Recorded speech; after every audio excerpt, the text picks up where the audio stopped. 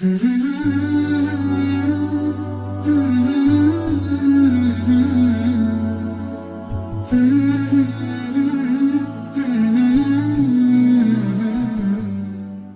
melihat orang yang dilebihkan harta oleh Allah. Saya tahu bahwa sifat saya jelek. Tolong nasihati saya Ustaz, agar tidak kufur nikmat dan berburuk sangka kepada Allah. Lihatlah selalu orang yang di bawah kita. Kalau misal ada orang, kita lagi diberikan oleh Allah motor ini misalnya tahun 2012 lah misal motor itu. Jangan lihat orang motornya yang lebih mewah. Lihat orang yang lebih susah, teman-teman sekalian. Lihat orang yang lebih susah. Saya kemarin di Makassar, subhanallah, masuk ke satu tempat orang cacat. Tidak tahu kenapa kami tiba-tiba pas lagi mau ceramah, mampir di tempat itu untuk sholat asar. Habis asar janjian untuk ceramah. Pas masuk di sana, sholat duhur baru kemudian saya ceramah habis duhur. Pas masuk di situ ternyata itu lembaga pemerintah resmi untuk mengurus orang-orang cacat. Kami masuk di masjidnya, dari imamnya sampai makmumnya semuanya cacat. Subhanallah. Kayak Allah lagi peringatkan gitu. Kita turun, panitianya datang dengan mobil mewah, dijemput mobil mewah, lalu turun, subhanallah, sholat di situ. Begitu masuk di saf, saya sudah mulai lihat kiri kanan, subhanallah, imamnya cacat, tubuhnya pendek, kemudian dia ada masalah di fisiknya. Orang di sebelah semua sholat ini orang cacat. Ada yang satu datang, subhanallah, masuk masjid sampai menggiling-gulingkan badannya untuk sholat gitu kan. Saya balik kiri kanan lalu saya mengatakan, subhanallah. Coba lihat ikhwani, bagaimana Allah sampaikan kita di masjid ini untuk memberikan peringatan kepada kita. Lihat ada orang yang susah, tapi mereka tetap semangat, hidup, mereka bekerja. Lihat nih, kalau kita mau lihat selalu orang-orang yang lebih hebat fisiknya daripada kita, lebih gagah, lebih cantik, lebih kaya, kita tidak akan pernah bersyukur. Lihat orang-orang yang begitu. Coba antum lewat, alhamdulillah di Indonesia cukup banyak. Kita bisa lihat orang yang tiap hari pungut gelas-gelas air mineral, bajunya kotor gitu kan.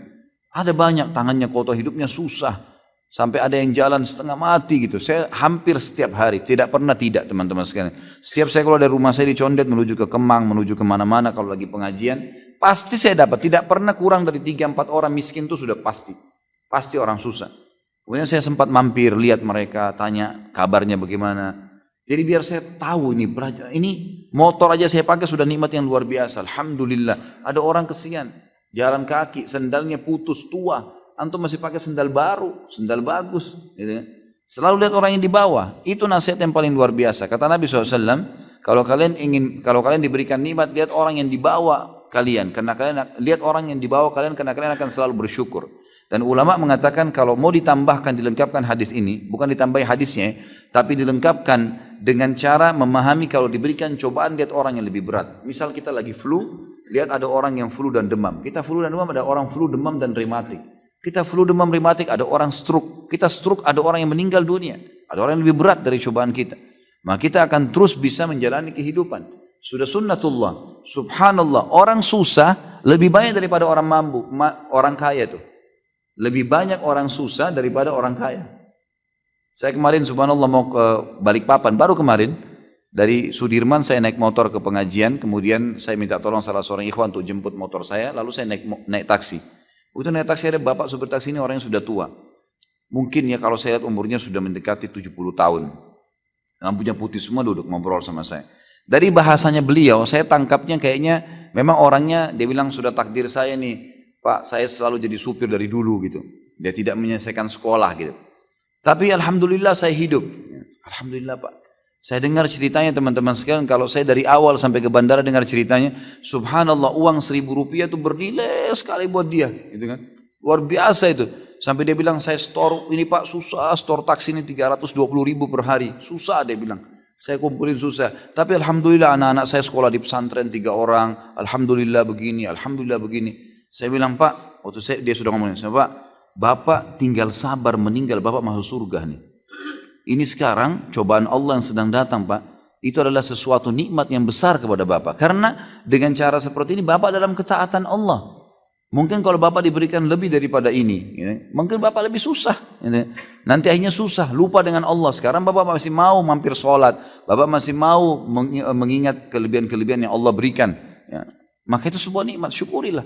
Saya melihat subhanallah, Allah kayak perlihatkan lagi saya. Nih lihat nih, ingat Khalid, ini ada orang lebih susah. saya bersyukur terus sepanjang jalan. Alhamdulillah Allah masih kasih saya bisa jalan, bisa normal, saya masih bisa punya pendapatan, masih bisa biaya keluarga, istri, anak saya. Alhamdulillah, dan berusaha dari rezeki halal.